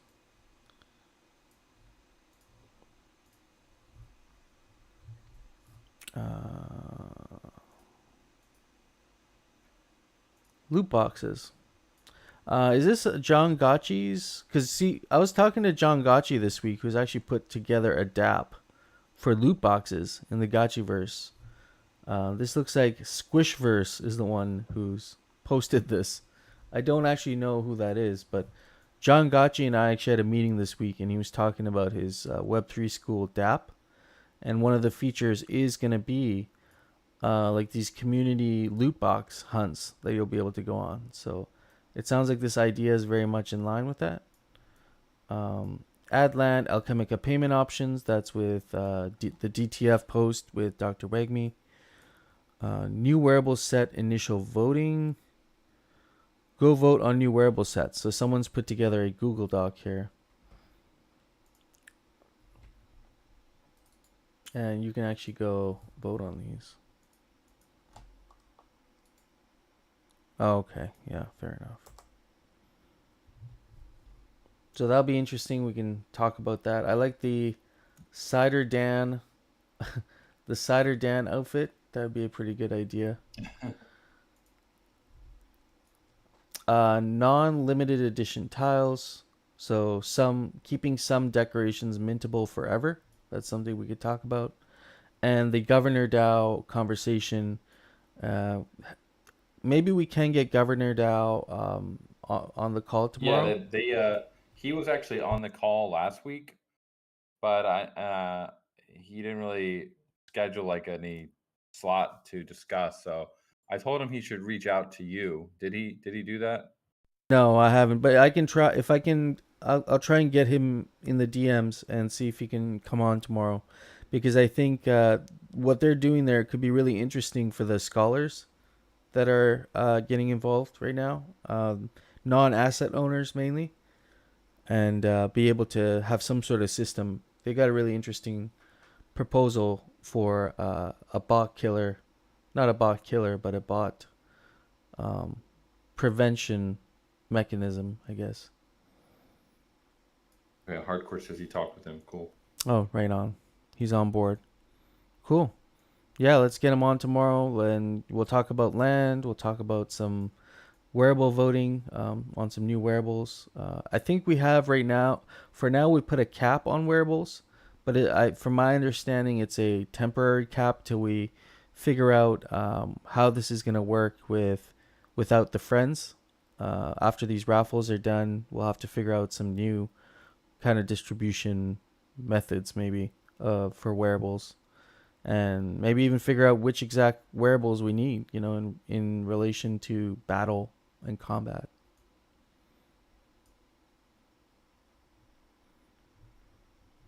Yeah, I personally don't mind the wearables being off right now, but I think at some point in the future we will want to have more wearables just for random events or for different classes in the game, and how they fit with BRS has kind of always been a question of discussion, whether or not we are able to go to kind of aesthetic only or gotchiverse only wearables would be one way. Is that going to be discussed tomorrow, or is that maybe topic for the next week? Just like for wearables in general, like what we're gonna be doing with wearables. Is that what you're asking?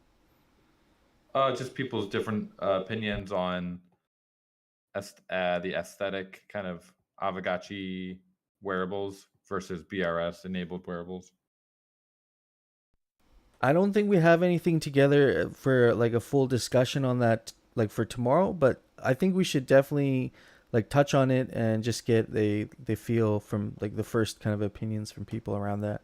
I think in general people do want non BRS wearables, but they'd have to be like implemented in a way that doesn't devalue like current BRS wearables. I like Yeah, there's some discussion on it, I think, in the DAO, and I don't know if it's kind of scattered, I guess. There's no one topic for it, I think. Oh, there is Vanity Equipables. This is actually, there is a thread for it, actually. It's pretty old, but oldie but a goodie. Our good friend Notorious BTC.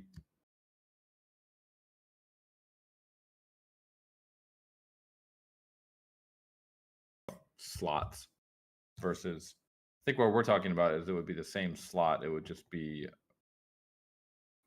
aesthetic only. But yeah, this is why we need to discuss it. I agree. I think it's a good idea, but it needs to be fleshed out a little bit more. We can definitely touch on it tomorrow. I'm good for that. We can spend some time on that and get a feel for what people think vanity wearables should look like in the Gotchiverse, and how what's the relationship between the non-vanity wearables in the Aavegotchi and the BRS wearables in the Aavegotchi currently. Would be an interesting conversation. My interest in these vanities would be, I think I mentioned it last week, like having it for mini games, like basketball jerseys. That would be a dope vanity wearable that I can wear. That's not going to affect BRS, that I might wear in the Gotchiverse, especially if I win. But for mini game activity, for tournaments and stuff like that, it could be really, there could be a future use case for guilds and stuff like that when we organizing bigger mini game events as I guess the arcade starts to develop. Yeah, it's interesting you touch on that actually. We were talking to Shaw this week. We had a meeting and I've been in close contact with him with his platform. One of the features of the platform that'll be implemented probably at a later stage, once after the initial launch, would be some sort of a NFT storefront. And so every game operator, anybody who's created the mini game, they could operate their own NFT storefront, and it would support all different token types, different types of NFTs. There could be 1155, 721s, and they could be set up to be distributed through your storefront, either based on the arcade points that you can collect, or through buying directly with Alchemica or Ghost. Like, what are your guys' thoughts on having vanity wearables, but just restricted to, like, for example, the arcade platform to begin with, rather than having the vanity wearables part of the Gotchiverse? Maybe the vanity wearables would be a great place in the arcade, where you have all these different games and you could have game related NFT wearables. I'd be fine with that, as long as, say, my jersey, if I could put it in an NFT display, like not wear it, but show like, hey, we won the chip this year, so it's going in my lodge. You could see that jersey from the first season where we won the championship. That would be cool. I don't necessarily need it in the Gotchiverse. Oh, that's cool. Yeah. I also think the vanity wearable, I don't like, for me, as a social media kind of person, I think the value is in the PFP more so than walking around in the Gotchiverse wearing the vanity wearable. Like to be able to have like different wearables I can equip for my gachi for different like times of year or occasions. Like say I get a Jets jersey for my whack football team for my gachi. So every Sunday when they're losing their game, I can rock it on Twitter. That'd be great. Like it doesn't actually have any value other than just the sentimental value I have. I use it for, to represent me online. I feel that way, the way you describe it, I don't think it would have any real negative effect on the BRS wearables or the current BRS market. Like if these weren't to be worn in the Gachiverse and were actually, you could display them on your parcel, kind of like in an NFT display or whatever, if you want to throw that up, you could do that. But you may not be able to, for example, put on your Shigachi Bulls special guild jersey and walk around in the Gachiverse. That might actually affect the current wearables now. Yeah, I would say take it a step further. Since these are just aesthetic, you assume they're not going to be super expensive. Make them craftable in the verse so that we're spending Alchemica to make this. Ooh, yeah, that could be cool. I mean, maybe that's an alternative thing. If it's like an NFT storefront, maybe you could spend a certain amount of Alchemica to actually craft the item. And so then some of them would be like open editions. It would kind of be like a lens collect. So you could set it as like, I want this to be an open edition, so you can mint as many as you want over 24 hours. Or you could have limited edition ones, kind of like with lens. Some people say each one's 2matic, but I only have 10 posts that you can collect, right? That's the limit. And you could set these parameters of how you want these to be distributed, whether you want them to be unlimited mints, or you want them to be like a limited set, or you want open edition for a limited amount of time, so you could have these parameters for that. Yeah, I'm thinking now you got my brain going. Like it's an installation that's almost like a photo booth. So like you can get the NFT, but you don't actually leave with it on your gachi, but you can take a photo of your gachi in that wearable and then have it also. So then that would serve the PFP thing. I don't know. I mean, I always like to give devs more homework than they need. So I don't know if any of this is possible, but I like to dream, Yeah, it's not really an urgent thing yet, I don't think. I think we have more pressing things to worry about as a community. But definitely good to ideate on. Another thing we wanted to talk about tomorrow for tomorrow's meeting is just the general structure of the DAO. Mikey J has been putting together a kind of a organogram chart. I've kind of been helping with that also, putting that together and just presenting that to the DAO to see what you guys think of what Aavegotchi DAO could really look like moving forward in terms of leadership and having people to move things along. I think some structure is kind of important, at this stage, as we're starting to look at funding projects, starting to assign some roles and responsibilities, give people some compensation for the work they're doing. So really want to just get your guys' feedback on that as well. And so we'll be getting that out there tomorrow for discussion. Is that like the main topic for tomorrow? I was hoping that would be one of the main things we talk about, but I also see some of the things Hardcore's put up here are also interesting, and I think we can definitely touch on these things also.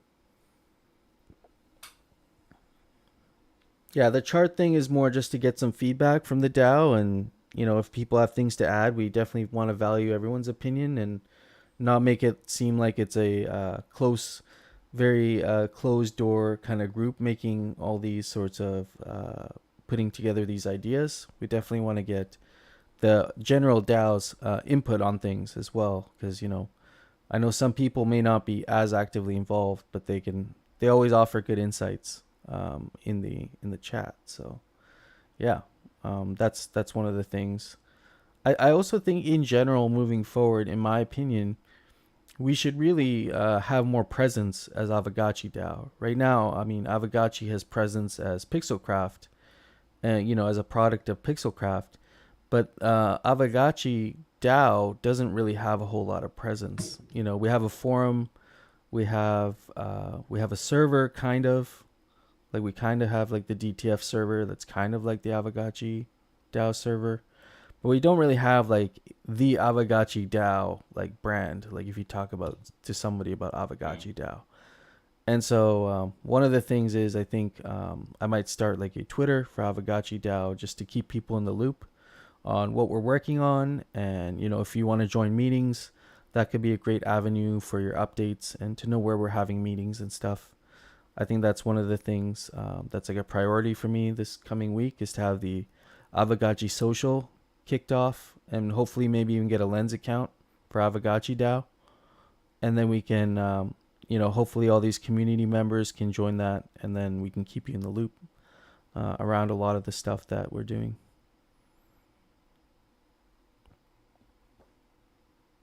But yeah, I think Pixelcraft and Aavegotchi could be these two large entities building out all these great products side by side together. But you guys at Pixelcraft are highly organized amongst yourselves. It's just now us as Aavegotchi DAO, we got to get highly organized amongst ourselves, and so that we can collaborate better together. Yep. I agree. It's DAOs are decentralized, but they also need strong leadership, like any organization. If everything is just totally headless, it's hard to get things done in a timely, efficient way. You can do some things as a completely like I don't know if headless is the right word, but just kind of like leaderless, I guess, organization. But the amount of things you can do is definitely limited in a timely way. So just it does make sense to have a little bit more leadership on the DAO side, I think.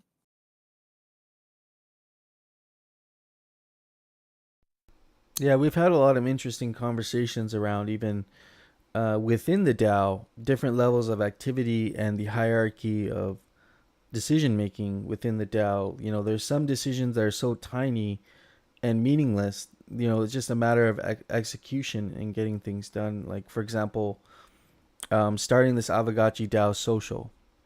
That's probably not something that needs a lot of community input. It just kind of makes sense.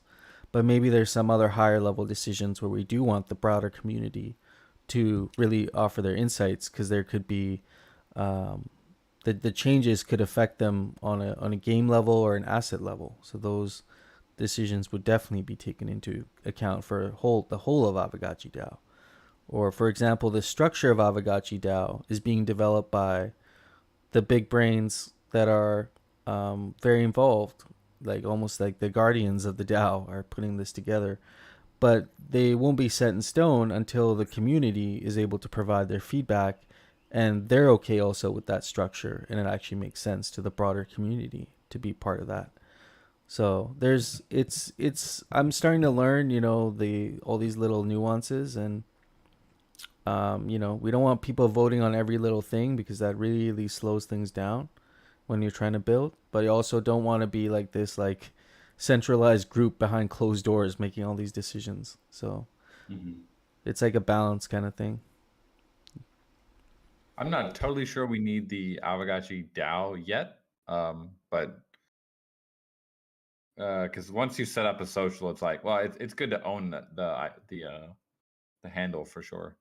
But how active we want to be with it, it's I mean, we do typically post everything on Aavegotchi that's DAO related, but I guess there could be a case for having like another social. But we want to also kind of avoid the creep of like having a bunch of accounts that people have to follow and a bunch of discords and all that. So that's also like the competing element to keeping things concise is also important, I think. That's I think true. like you were working on like a newsletter before, which I thought was pretty cool. Was it you or is it Yep. someone else? No, absolutely. I am working on a newsletter. I'm hoping to get the first post out for tomorrow, so I can share that with you guys as well. And Oh, cool. yeah, that's gonna get plugged into the Notion page, so that'll be where it lives. But also, I'm gonna do that on I'm gonna create this on Substack, like this other blog I was experimenting with. And so anybody who signs up to that, you can be on an email list, and you can get those right in your email on your DM. Yeah, I think that's a great way for another way for like DAO communication, because then you don't have to really follow it on Twitter. I mean, eventually if we do have Aavegotchi DAO Twitter, it would just kind of tweet the Substack. But it's cool to be able to get it in your email, in your inbox. for those who still check email, I guess. Yeah, that's definitely something I see a lot of value in, and actually something I'm excited about because I enjoy writing. So it'll be good for me to. I'm hoping to get those out on a weekly basis after our meetings. So we're also having weekly DAO meetings now that are not well. It can get confusing, so maybe I'll have to find a way to make it a little bit easier for friends to get to and understand. But we're doing a DAO projects and planning meeting now once a week, and we do DAO discussions in regards to the community driven side of things, what's going on in the community, ideas being brought up in the forums, proposals being upgraded or passed. Like, these are all the things we enjoy talking about on Sundays. There's this other DAO meeting now we're having called the projects and planning. Maybe there might be a better name for it, but that's what we're calling it for now. And that's a meeting we have regarding the actual development of the DAO infrastructure, and people who really are excited about tooling and making the whole experience with Aavegotchi DAO a little bit better, increasing leadership, this organogram, this chart that I'm talking about. These are some of those things that we talk about during this meeting. And again, it's an open meeting. Anybody can join the meeting and listen in. And I also do record those meetings. And currently they're put in the DTF server. If there is a better place for them, I'd like to know. But we're having those meetings in the DTF server at the moment. I mean, can't we just use the amphitheater here?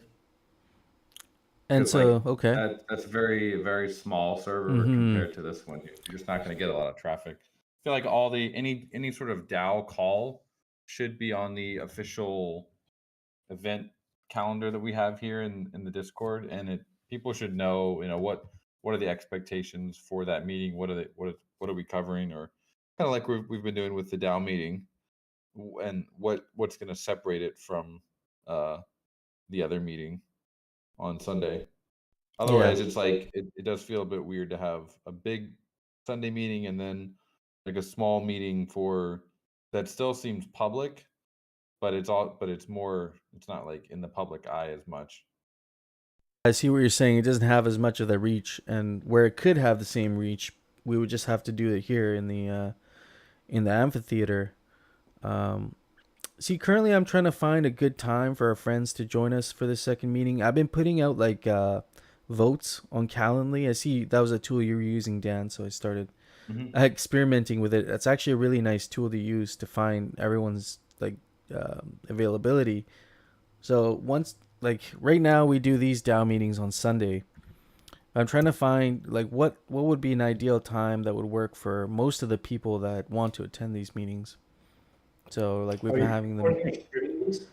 What's that? Are you recording or streaming the meetings? I know this week was the first one, so probably not, right? Yeah, no, even the first one, it should be up on my YouTube actually. It should be up there. I've been recording them. Well, I recorded the first one anyway. I'll record the subsequent ones as well. Okay, cool. That's perfect. Drop a link actually. Who do you anticipate should be coming to these the second call?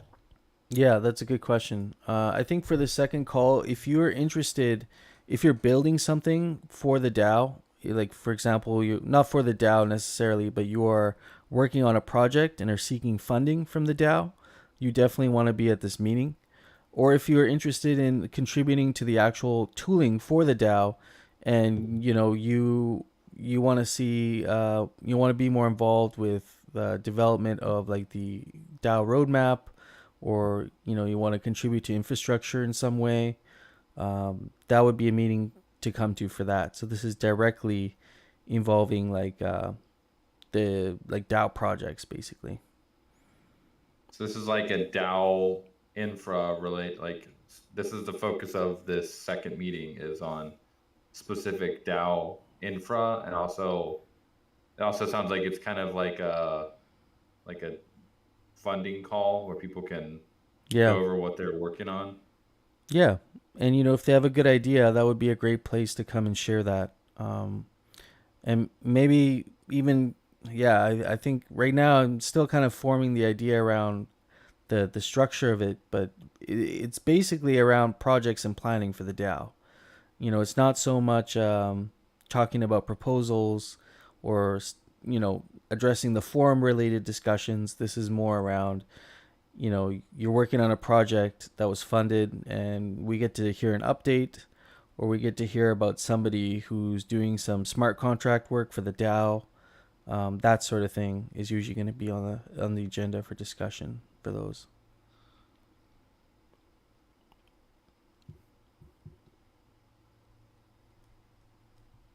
Cool. Well, yeah, we can try it for sure.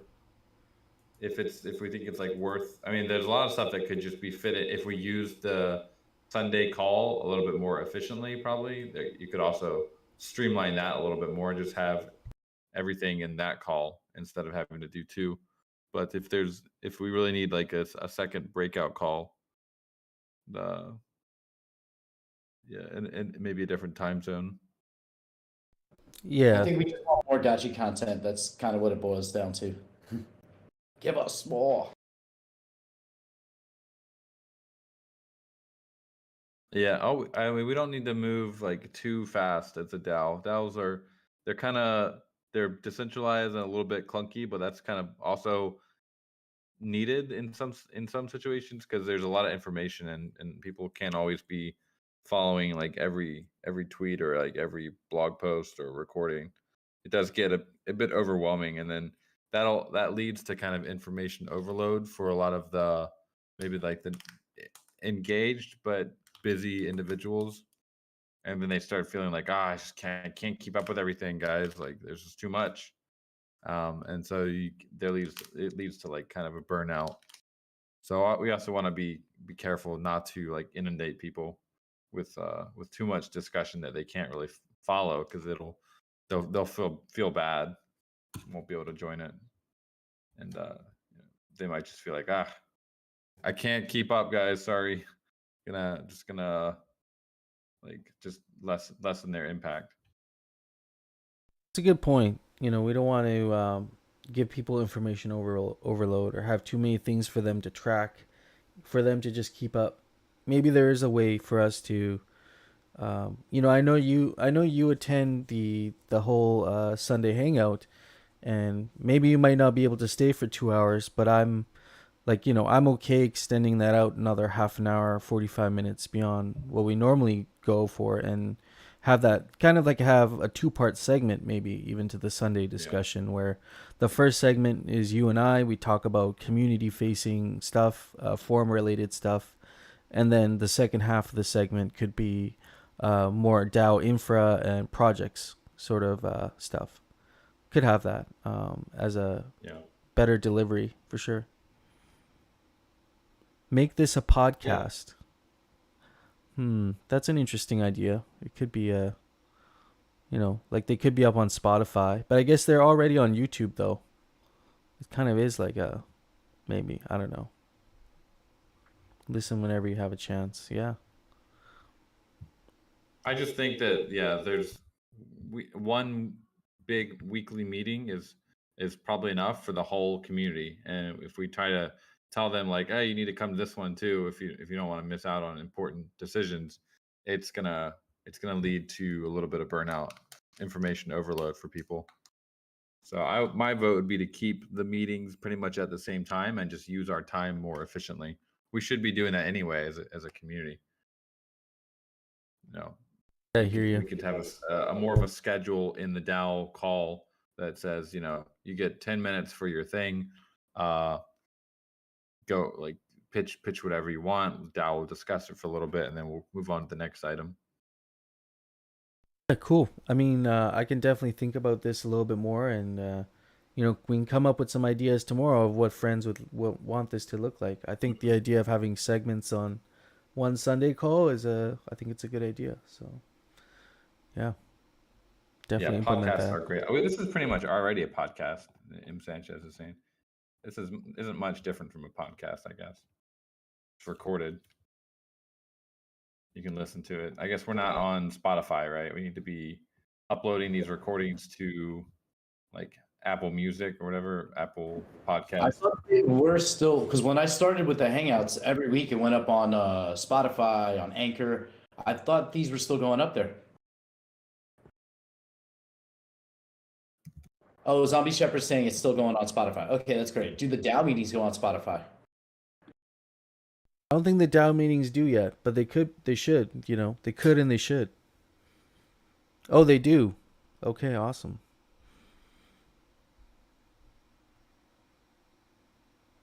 All right, friends, we are at the 2-hour mark. I'm going to head out here. Hope everyone has a wonderful Saturday. And remember, if you haven't already, to fill in the type form, check the announcements channel to make sure you put in your preference for a sweater. Ooh, yeah, that sweater. So far, we have 107 responses. Nice, not bad, not bad. You guys are gonna be busy. Type form one more time? The link. Oh, it's pinned. I see it's pinned. Oh, nice. Yeah, here we go again.